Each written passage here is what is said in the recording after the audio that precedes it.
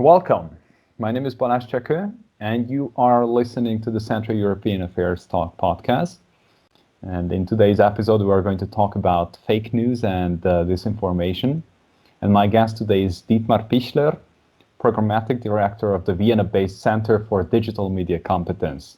And he's also the founder and head editor of the European media platform StopOverEurope.eu and a board member of Vienna Goes Europe, which is a non-partisan association.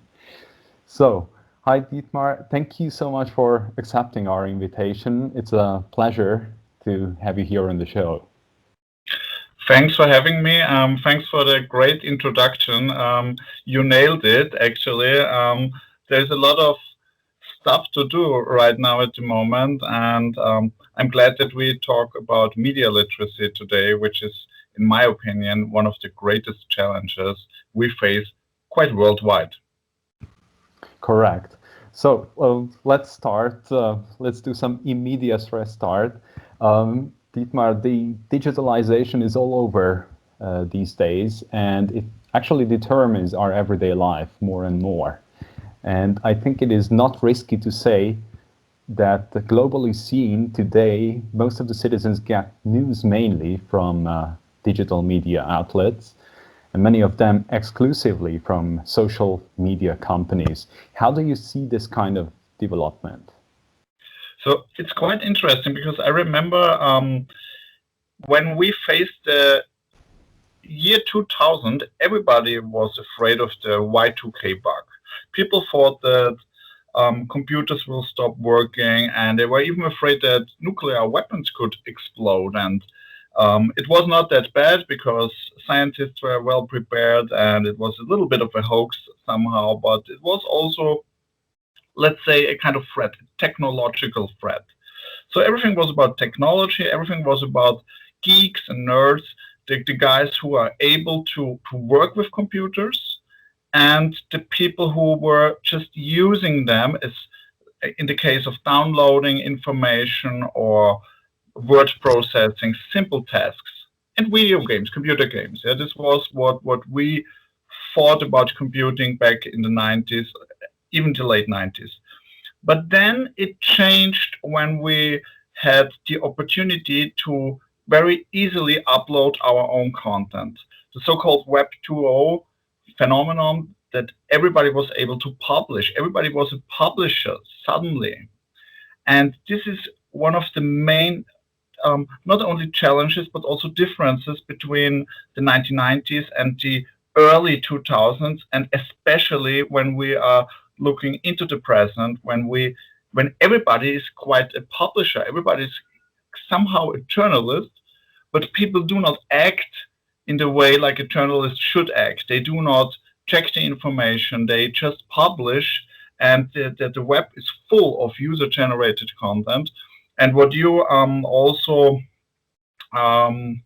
mentioned is that people get a lot of information online, not only via social media. So if you see something on Facebook, it can also be CNN or NBC or something like that, because all the big media outlets are publishing on social media platforms. So basically, there is no reason to leave the platforms because you can theoretically get everything there. But you see there are a lot of problems involved in this. Correct.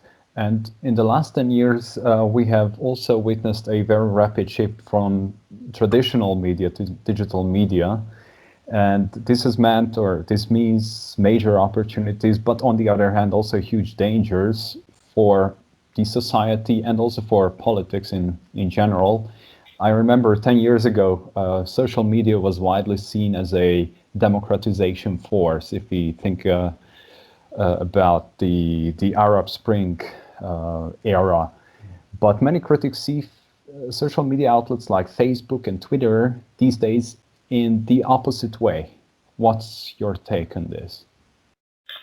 Oh, thanks for the question. I think it's one of the most important question you can ask if you want to shape or want to create a different world according to digital media and social media. I think it's not only about answers, it's about asking the right questions. If we are asking, is Facebook and Twitter, are they responsible to what is happening on their channels, then I would say yes and no. Because yes, in the sense of they are providing the technology, and technology is a very important word in that way. But on the other hand, they are not really publishing. I mean, if I go to Twitter and if I go to Facebook and I'm publishing smart things, or if I'm publishing dumb things, if I post naked pictures or any kind of stupid stuff, it's not the responsibility of Mark Zuckerberg, actually.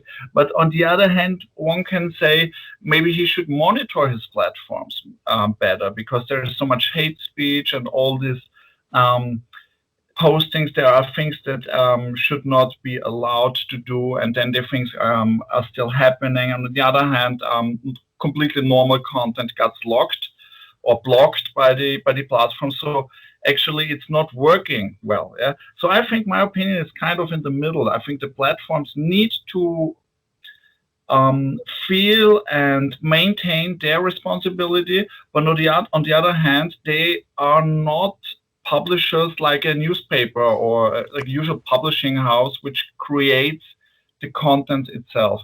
So I think it's somehow in the middle, and I think we should, and this is what we do as the Center of Digital Media Competence or Media Literacy, that we see the user, the consumer of information very much responsible, because he or she, they can do a lot. They can not only encode but also decode information. And I think the platforms, they cannot do it for us. It's technology.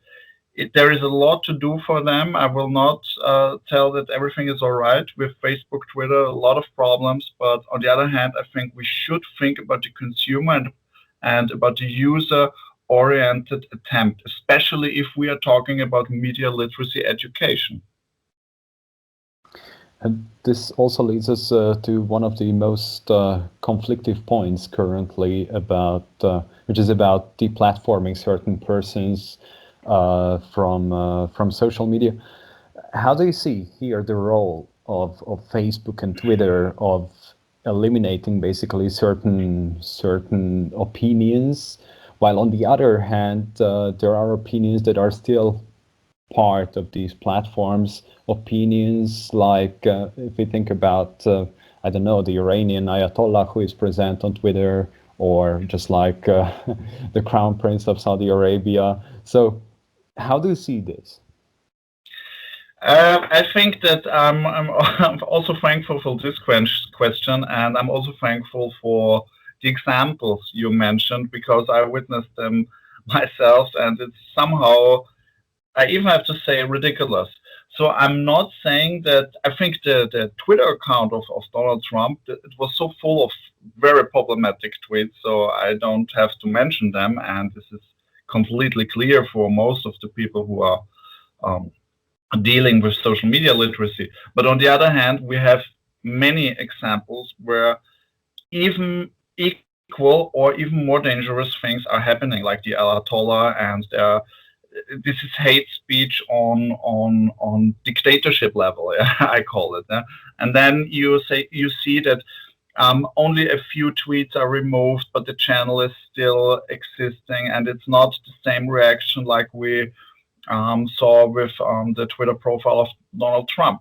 But if we leave politics for a short moment and we take a look what's going on YouTube, then you have a very similar situation, that you see some content is removed, especially if it's political and dangerous. And I think there are reasons to remove it, or there are also reasons to leave it. I will not judge. But on the other hand, today I thought about it. I think it's good to mention it.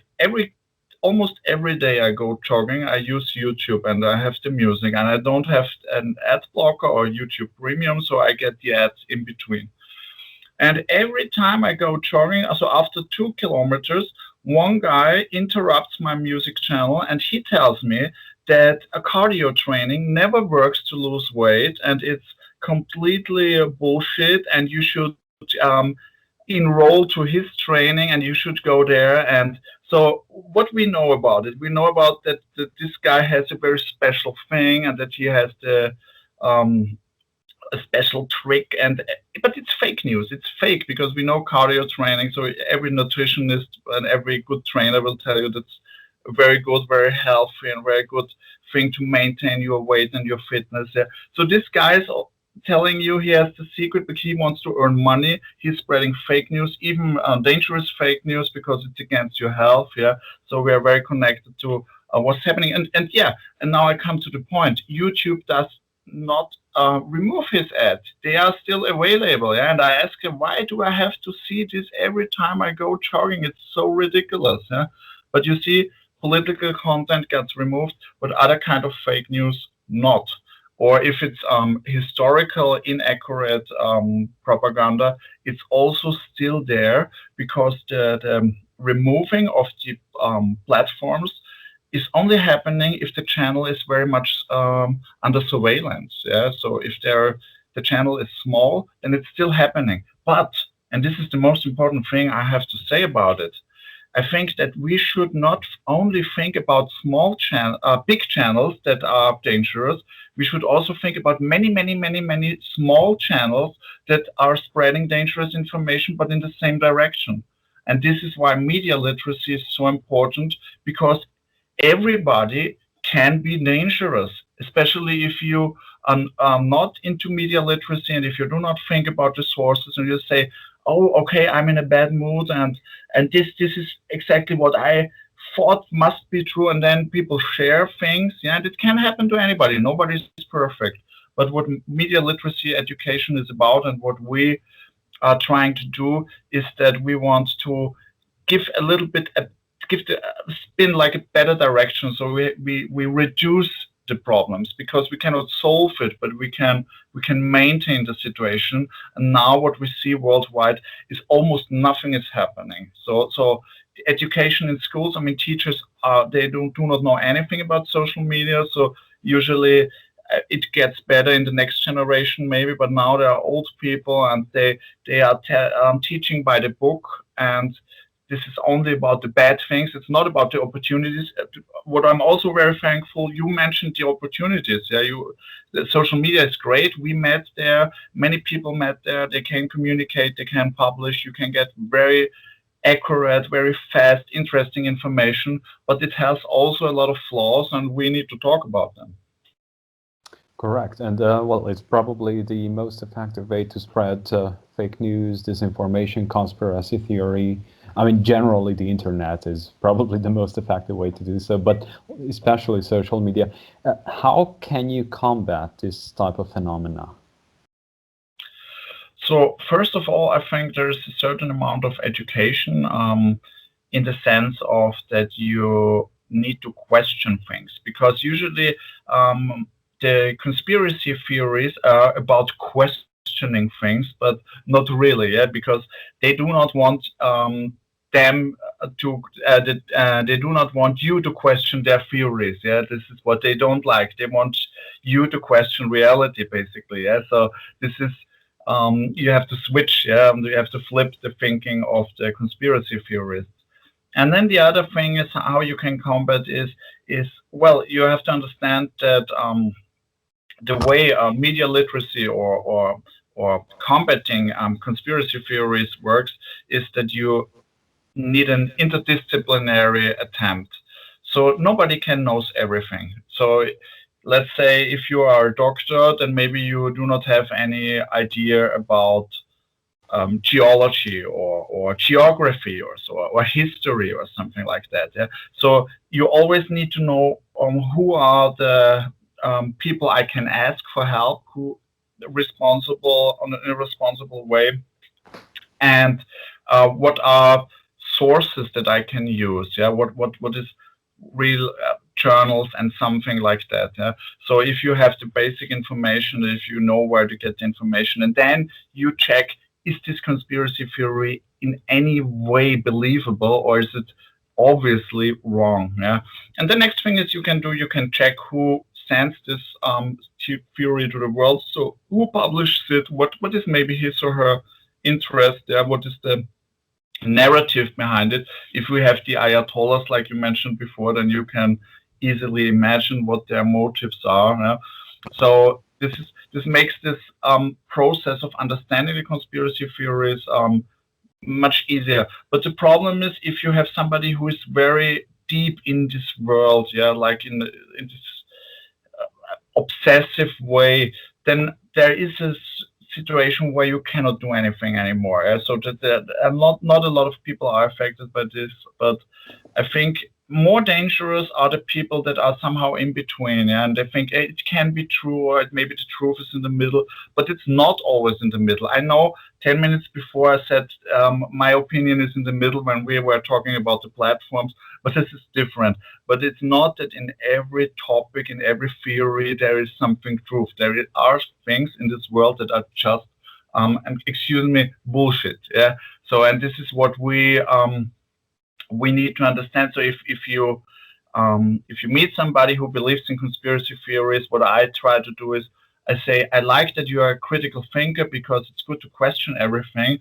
But in this particular thing, sorry, we need to check the sources to reality. It's not the way it is. But stay the way you are, and to make like an empathic attempt, yeah, so respectful, what is not easy sometimes because some theories are really crazy and mixed with hate speech. So yeah, I think there is a mix of things you can do, but it begins with education, it begins with critical thinking, and with a dialogue. Yeah, probably as you've just mentioned, so education, and maybe in schools there should be some kind of interdisciplinary subject in this regard.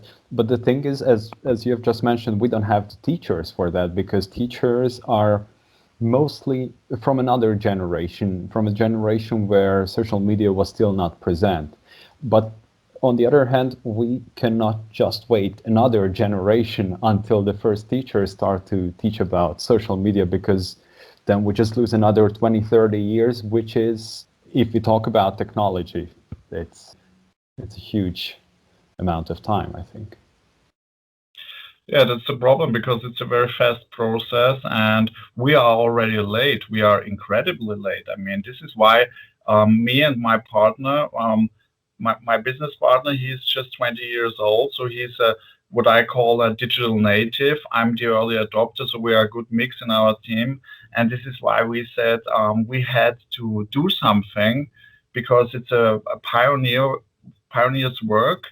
There is nothing going on. So I can say about Austria, but also about other countries, it's minimum. It's a minimal attempt, or it's actually nothing. And this is a big problem, because in schools we have the next generation waiting. And when we speak about media literacy in the technology way, then people knew already how to use Facebook, Instagram stories, or they know how the technology works. This is not the problem. And if you have a problem with it, you can check YouTube and you get the tutorials, and this is fine. This is fine. This is working already. You know how to put Facebook ads, how to use Facebook or LinkedIn for marketing. People can educate themselves about it, or there are even university courses. I visited them, very nice stuff, but you do not learn anything about content. You do not learn anything about reading, or about decoding messages, about encoding messages, what's going on with the communication, how it's different between,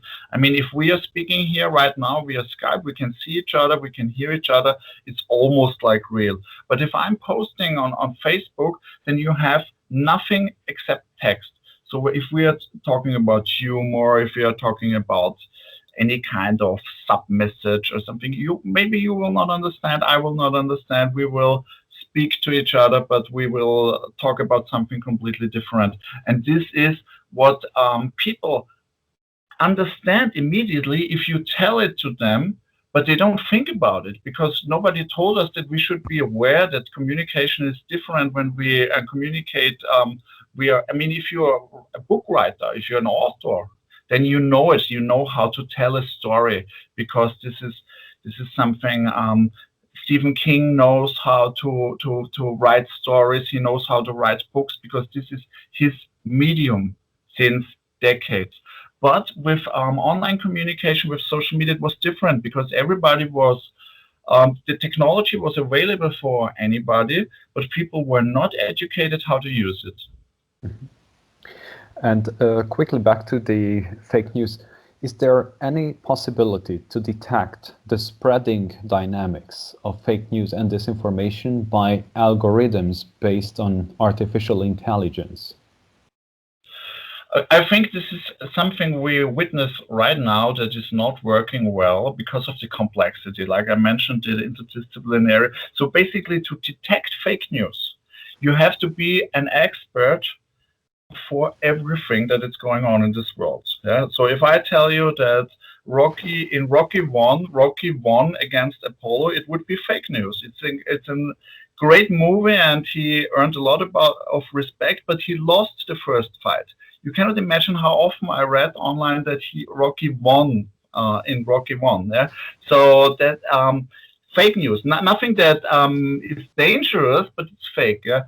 And I think an algorithm that is able to detect fake news, it must be an information that is really very easily to determine, like a movie, or like if you say something happened in 1920 or 1990 and it's wrong, then the algorithm can tell you, do you really want to post it, because it's actually not true. But if we are talking about very complex things, then I think we may have a problem, because, and this is okay, now I have a good example. There is a fact-checking platform. It's called the Golden Tinfoil Hat in Germany. And this is a very successful woman, and we also had an interview with her. And she told us that she's actually a fact-checker, and she's discussing the conspiracy theories. She's discussing the wrong, the disinformation or misinformation, which is something different. And yeah, Facebook blocked her content, Facebook blocked her posting, and her page was offline. She was talking about the things, but Facebook thought, or the algorithm thought, that she was spreading this theories. Yeah? So you see this, there is a lot of, and if I make fun about a conspiracy theory, like there was one guy, also a scientist and a fact checker, and he wrote, yeah, the COVID is only, the lockdown is only created so they can check if we are able to go to Mars and be in one room for 2 years. And it was a joke, yeah.